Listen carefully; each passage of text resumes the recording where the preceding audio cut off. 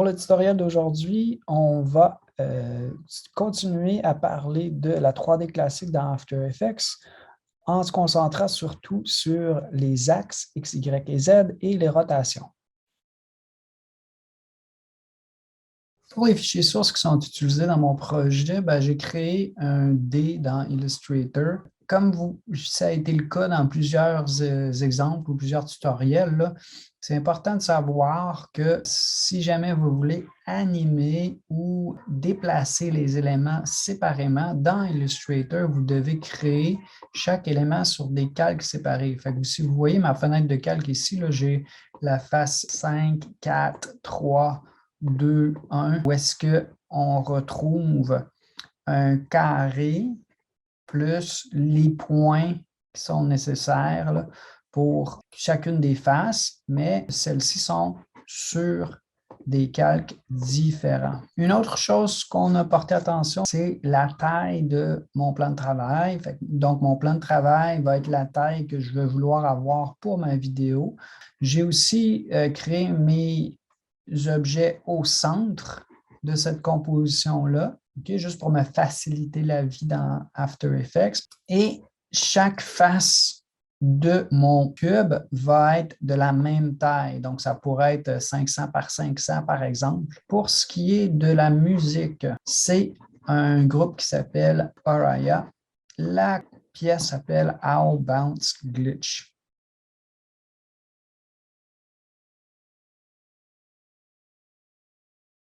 Pour mon projet à moi, j'ai fait un peu d'habillage, c'est-à-dire que j'ai créé un fichier dans Illustrator du dé, j'ai mis aussi quelques éléments pour un background, j'ai ajouté de la musique, etc. Si jamais vous voulez faire quelque chose de plus simple, vous pouvez très bien passer par le menu Calque, faites Nouveau. Je vais aller choisir Solide, puis je vais aller me créer un solide qui va être de 500 par 500 pixels. À partir de ce solide-là, vous allez pouvoir utiliser ça comme les faces de votre dé. Évidemment que ça n'en prendra pas un seul, ça va en prendre 6 pour les 6 faces du dé. Donc, vous pouvez en créer plusieurs. Puis, en créant plusieurs, ça peut peut-être vous aider aussi de mettre des couleurs qui sont très différentes, de manière à bien comprendre quelle est la face qui va être en haut, celle en bas, sur les côtés, etc. Donc, moi, je vais repartir à zéro avec une nouvelle composition, un nouveau projet, puis je vais tout faire les étapes avec vous, incluant l'importation du fichier Illustrator. Mais si vous voulez me suivre avec les solides, faites juste sauter la partie de l'importation puis arriver juste à la partie où est-ce qu'on construit l'objet en 3D. OK, je suis reparti ici avec un nouveau projet, une nouvelle composition qui est de la même taille que le fichier que j'ai créé dans Illustrator. Maintenant, je vais passer à l'importation. C'est quelque chose que je vous ai dit souvent là, dans mes différents tutoriels, mais je le répète au cas où ça serait le premier tutoriel que vous regardiez. Donc, je vais faire importer fichier. Je vais naviguer pour aller trouver les médias dont j'ai besoin. Il s'agit de mon dé.ai. L'affaire qui est très importante ici, puis la raison pourquoi j'en parle quand je fais mes tutoriels, c'est que je ne veux pas aller choisir métrage parce que métrage, ça va aplatir tous les calques que j'ai créés, soit dans Illustrator ou dans Photoshop. Généralement, ce que je vais vouloir faire, c'est composition ou composition, conserver la taille des calques. Dans notre cas, puisque j'ai centré mes éléments puis qu'ils sont tous identiques, je pourrais aller choisir l'un ou l'autre, ça ne changerait rien pour notre dé cette fois-ci. Je vais juste choisir composition, je vais dire ouvrir. Là, ce que je vais voir, c'est un icône de composition, rouge, vert, bleu, et aussi un ensemble à l'intérieur duquel je vais trouver tous les calques de mon document. Ça, c'est très important. Donc, je vais aller prendre ces 6 calques-là, je vais les glisser dans la composition comme ça. Évidemment, ils sont tous placés un par-dessus l'autre. Puis là, ce que je vais faire, c'est que je vais convertir ces calques-là en calques 3D. C'est très simple à faire dans After Effects. Ce que je vais vouloir faire tout simplement, c'est trouver la colonne 3D. Si jamais ce petit icône-là n'apparaissait pas, vous pouvez faire un clic droit dans le haut ici de la timeline pour aller visualiser toutes les différentes colonnes. Puis la colonne qu'on a besoin, ça va être la colonne des options. L'option correspond à ce petit cube-là, puis je vais aller cocher ce petit cube-là pour chacun de mes calques. Première chose, c'est que je vois un axe qui est rouge, vert et bleu qui vient d'apparaître, qui correspondent à X pour rouge, Y pour vert, puis Z en bleu. Ce qui va correspondre à ça, si je viens dans la timeline, c'est que mon ensemble transformé maintenant comprend 3 colonnes. Initialement, j'en avais que 2, X puis Y, puis maintenant j'ai X, Y puis Z. Puis Z est à 0 là, pour tout le monde, puisqu'on ne l'a pas déplacé. Ensuite, j'ai la rotation X, Y et Z aussi. Donc, ma première face, ma face 1, dans mon cas, là, je vais aller la faire tourner sur l'axe des Y. L'axe des Y, c'est comme les pentures sur une porte, si on veut, là. Donc, si je tourne ça à 90, on le voit ici par cette ligne-là, c'est que mon objet va se tourner pour regarder vers la gauche ou la droite, là. Ensuite, ce que je vais faire, c'est que je vais déplacer cet objet-là sur l'axe X pour en faire un côté. Donc, si j'avais choisi, par exemple, 500 comme taille pour mon carré, puisque ici, je suis au milieu, je pourrais déplacer de 250 pour arriver à trouver mon côté. Ici, j'ai 960, ça c'est le centre de ma composition, puis je pourrais faire moins 250 pour arriver à 710. Puis là, maintenant, on voit que le calque a été déplacé, puis ça fait une espèce de T. Si je voyais la vue d'en haut, là, en fait, on pourrait aller la voir, cette vue d'en haut, là.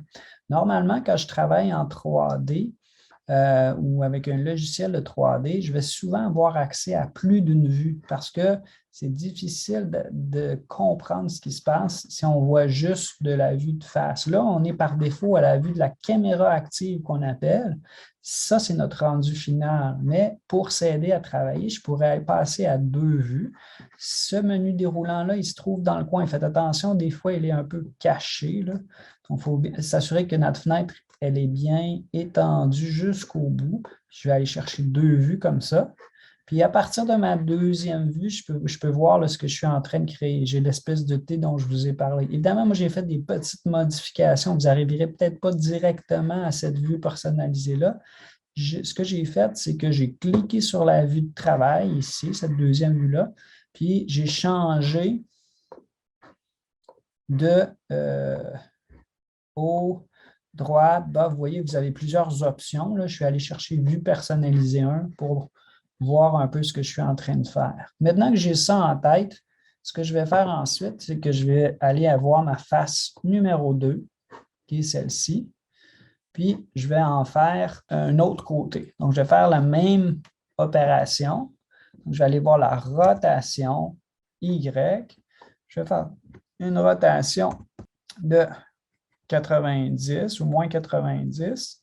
Puis cette fois-ci, pour la position, je vais aller sur l'axe X, puis je vais faire plus 250. After Effects nous permet de juste taper plus 250, puis ça nous donne 1210. Et vous voyez maintenant qu'on a une espèce de H qui est en train de se créer.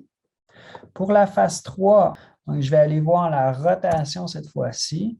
Je vais aller voir l'axe des X. L'axe des X, c'est l'axe rouge comme ça. Donc, si on tourne, ça va balancer vers le haut, vers le bas. Je fais encore une rotation de 90. Je vais remonter. Maintenant, il va falloir aller sur l'axe des Y pour la position. En After Effects, on commence ici à 0, puis on compte en descendant. Donc, si je veux faire remonter la face, j'enlève 250 à 540. Ça va me donner 290. Là, vous voyez ma face 3. Là, on le voit mieux sur notre vue de travail, la vue 2 ici. On est rendu à la face 4. On va aller voir la rotation sur l'axe des X. Ici, moins 90, Enter. Et là, on va ajouter sur la position, je fais P pour position, plus 250 pour aller vers le bas. Puis notre face 4 va se placer en bas comme ça. Ensuite, ma face 5, je n'ai pas besoin de lui faire une rotation parce que ça va être là, on est rendu au derrière puis au devant. Donc, j'ai juste à passer tout simplement par la position. Puis là, je vais aller avec Z. Donc, Z va correspondre à s'approcher du spectateur, si tu veux, là, ou s'éloigner. Donc, donner un effet de profondeur. Donc, si je tape ici moins 250 pour Z dans position, ce que ça va faire, c'est que ça va s'avancer vers le spectateur, ou si je fais plus 250, ça va s'éloigner du spectateur. Puis là, ce qui est en train de se produire, c'est que je vois ma face 6. Donc, ma face 6, c'est ce visage-là, puis je vais faire position. Puis là, ici, je vais écrire moins 250. Si vous regardez ma vue numéro 2 encore, celle-ci, là, on voit qu'on a réussi à créer un cube. Là, peut-être que vous allez vous dire, ben, si on le voit en une seule vue, puis je regarde ma caméra active qui est mon rendu final, quelqu'un qui regarderait ce projet-là pourrait pas du tout remarquer que mon objet est en 3D. Ça ressemble à une face plate. Et c'est sûr qu'on ne verra pas l'effet de 3D à moins qu'on fasse déplacer notre objet. Donc, si on le fait tourner, là, on va vraiment être capable de comprendre qu'il s'agit d'un objet en 3D. Donc, pour faire ça, imaginez-vous que si j'allais voir la rotation de chacun de ces éléments-là, puis j'essaie de calculer l'angle de rotation de chacune de mes faces indépendamment, ça deviendrait très compliqué. Des fois, ce qu'on va faire quand on travaille en 3D, c'est qu'on va utiliser un objet qu'on appelle un objet nul. Donc, je vais passer par le menu Calque. Ici, puis je vais aller créer ici mon objet nul. L'objet nul, c'est un objet qui n'a pas de rendu. La plupart du temps, il sert à parenter. Puis parenter, si vous n'avez pas vu le tutoriel qui parle de ce concept-là, c'est un calque qui sert à en contrôler d'autres, un ou plusieurs. Donc, l'idée, c'est que les enfants suivent le parent. Donc, ici, le nul est le parent, puis je le fais tourner. Bien, à ce moment-là, tous les faces vont faire la rotation, sauf qu'ils vont tous partager le point d'ancrage de l'objet nul. Fait que ça va nous faire une belle rotation. Donc, je vous montre ce que je veux dire parce que ça va être plus simple de le voir concrètement. Ça ressemble à ça. Donc, je vais prendre mon nul, je vais le mettre en 3D. Ensuite de ça, je vais aller chercher la colonne qui s'appelle parents et liens. Le nul, ça, c'est le parent. Puis, tous les autres, c'est des enfants. Donc, la face 1, 2, 3, 4, 5, 6. Pour parents et liens, je vais aller choisir nul 1. Je peux les faire tous en même temps aussi. Là. Si je veux sauver du temps, je les sélectionne tous, puis je dis nul 1. À ce moment-là, quand je prends le nul 1, puis je vais voir sa rotation, puis je fais tourner, tous les faces vont suivre. Rendu là, bien, vous comprenez le principe. Ce que je vais faire, c'est que je vais tout simplement rajouter des images clés. Là, ça revient à faire ce qu'on fait dans toutes nos animations d'habitude. Donc, je vais sortir la position puis les rotations. Donc, je vais activer les chronomètres pour la position puis toutes les rotations. Puis, je vais me déplacer dans le temps puis je vais changer ces valeurs-là. Comme ça. Puis, en faisant ça, vous voyez que ça me crée des images clés. Là. Je vais avancer dans le temps. Je vais changer les valeurs. Peut-être qu'on pourrait revenir très proche. Ici, puis faire la rotation comme ça. J'y vais vraiment de façon aléatoire. Là. Mais vous voyez le principe. Si je fais jouer ma composition, on voit que notre dé recule, puis avance, puis il y a des petits changements de vitesse. Évidemment que j'aurais pas, si je faisais un vrai projet, j'aurais des choses à ajuster. Là. Je pourrais ajouter des lissages de vitesse. Je pourrais ajuster mes rotations pour que ça fasse un mouvement qui est un petit peu plus beau ou qu'il y ait des variations, etc., etc. Là. Mais essentiellement, c'est le principe que je voulais vous montrer aujourd'hui.